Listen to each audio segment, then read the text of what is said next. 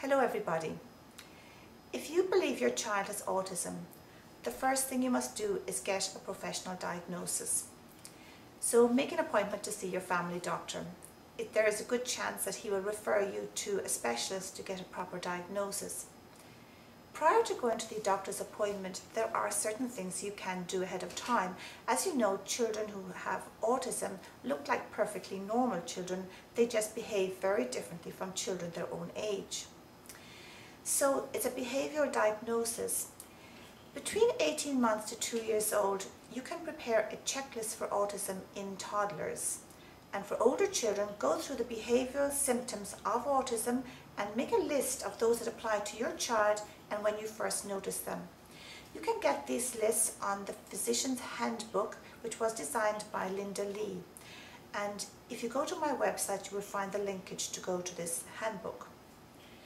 Document in a video what your child is like when you worry about him. How does he move? What is he doing?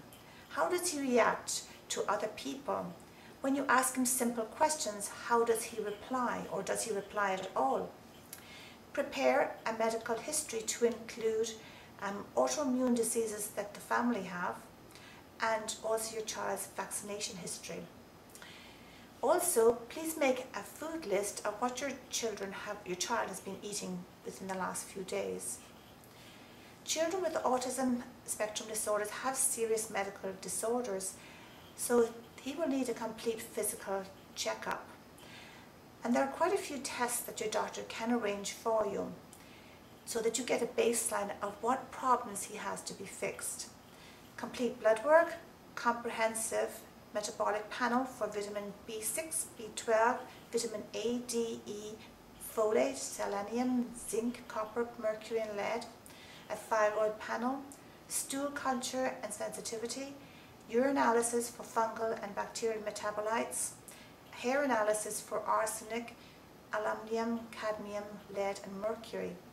Before you have your child take a blood test, make sure you have an MLAP patch on his arm so he doesn't feel the needle and he won't give you a big battle. It's a good idea to get a professional diagnosis for a number of reasons. First of all, you will feel more confident in treating your child if you know what the diagnosis is. And also you want to rule out other genetic conditions that could be confused with autism, like muscular dystrophy. And also, once you start treatment to fix the medical problems, your child is going to get better and change.